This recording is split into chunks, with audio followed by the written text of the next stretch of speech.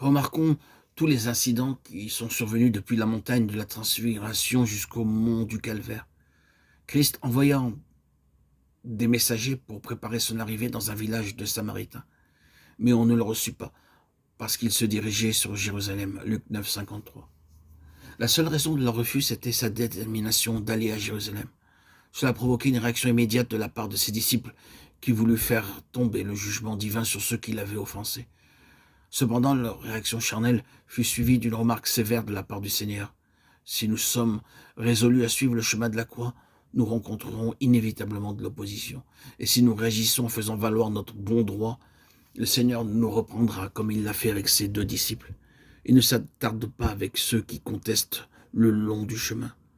Il était déterminé à aller à Jérusalem. C'est pourquoi si on lui refusait l'entrée d'un village, il se dirigeait tout simplement vers un autre village. Rien ne pouvait détourner Christ de son but. Jésus traversait les villes et les villages enseignant et faisant route vers Jérusalem. Luc 13, 22. Sans dévier de son objectif, il saisissait toutes les occasions qui se trouvaient sur son chemin. Oui, le moment de son départ approchait, mais le peu de temps qui lui restait était rempli par une activité divinement inspirée. Si nous devons bientôt partir d'ici-bas, n'ayons pas d'occupation simplement pour passer le temps en attendant que vienne ce jour, nous devons aller de l'avant sur le chemin qui mène à Jérusalem, en accomplissant tout ce que le Seigneur nous donnera de faire. Il y a beaucoup à faire, tandis que nous progressons sur le chemin. Et si nous acceptons la croix sans réserve, tout cela contribuera à enrichir et à approfondir nos vies en attendant ce jour. Tandis que le Seigneur se dirigeait vers Jérusalem, quelques pharisiens vinrent lui dire « Va-t'en par d'ici, car Hérode veut te tuer. » Il leur répondit « Allez et dites à ce renard, voici, je chasse les démons, je fais des guérisons aujourd'hui et demain. Et le troisième jour, j'aurai fini. Mais il faut que je marche aujourd'hui, demain et le jour suivant. Car il ne convient pas qu'un prophète périsse hors de Jérusalem. » Luc 13, 31 à 33. Christ ne pouvait être intimidé par une quelconque autorité de ce monde.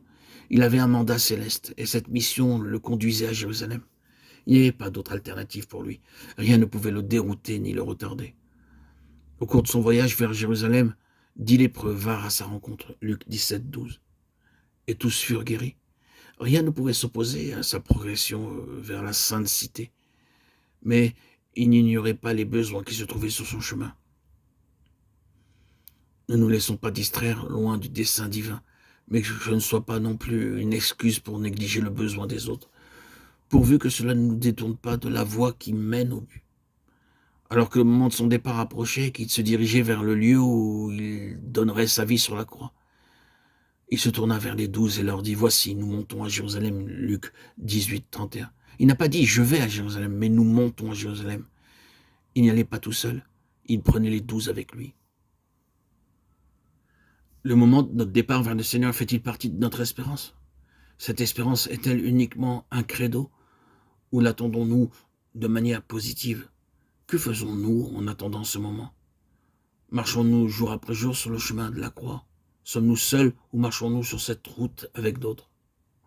Souvenons-nous que le Seigneur n'a pas voyagé seul vers Jérusalem et qu'il n'accomplissait que ce que Dieu lui avait demandé de faire. Il a dit « Voici, nous montons à Jérusalem ». Mais il a ajouté « Et tout ce qui a été écrit par les prophètes au sujet du Fils de l'homme s'accomplira ». Puissions-nous être sur le chemin qu'il a emprunté et que toute la volonté de Dieu s'accomplisse aussi en nous.